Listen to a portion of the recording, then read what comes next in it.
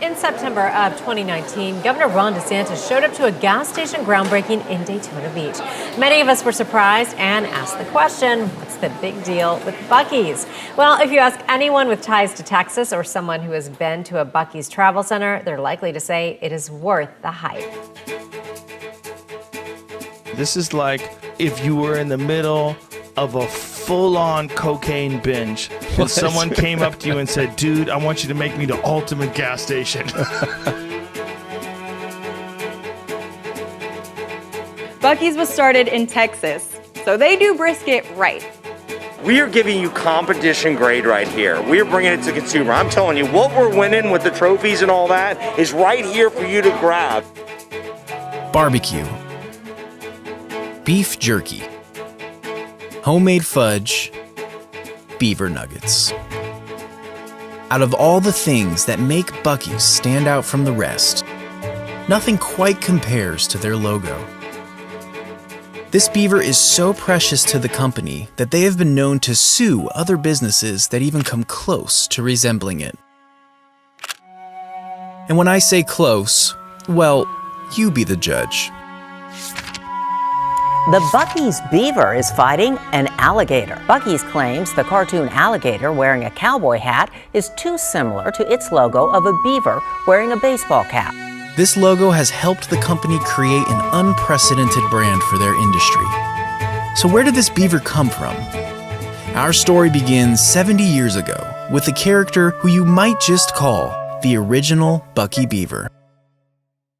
Anna presents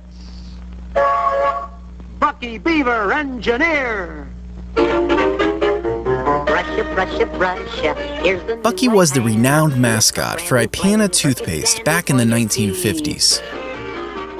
The character's popularity grew with regular appearances in the Saturday morning cartoon time slot. The beaver even had a cameo in the movie Grease. Knocks out DK germs fast. Arch Applin, the creator of Buc-ee's, was nicknamed Beaver as a child, and one of his father's colleagues called him Buc-ee Beaver after the Ipana toothpaste ads.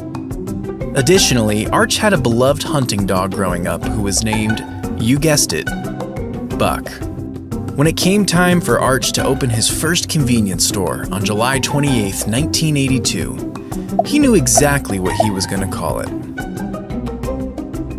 Soon after, Arch partnered with another convenience store owner in the area, Don Wasick. The duo opened another store in 1985, and then another one soon after that, and another after that. And within 20 years, they had opened 20 stores. Buc-ee's growth was consistent, but if you had walked into one of these 20 stores, you might not have thought twice about it. They made subtle improvements, but nothing quite differentiated the Buc-ee stores from their competitors. That is, until 2003, when they opened a store in Luling, Texas. This store was different, and it resembled what most Buc-ee's fans would recognize today. The Luling store was located directly off an interstate and designed for long-distance travelers. Because this store was bigger, Applin didn't want customers to confuse it with a truck stop, so he banned 18-wheelers altogether. This store also started selling Buc-ee's t-shirts and a strange new snack, a caramel-covered puff that the company most appropriately called beaver nuggets. After the success of the Luling store, Applin recruited the help of Houston advertiser Lou Conhelio. Conhelio helped develop a key selling point for the company. Texas has 79,000 miles of highway, so when the billboard says you can hold it, people really do. We saw the sign here for 44 miles and waited. Inside this Buc-ee's bathroom, Tim Morales and his maintenance team ensure that each one of their 83 stalls is not just clean, but Buc-ee's clean. 24 hours, there's somebody in here at all times. Yes, sir.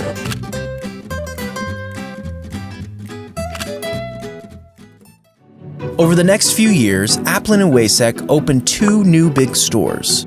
And with this increase in real estate came an increase in revenue. In 2001, the entire sales for the company totaled $63 million.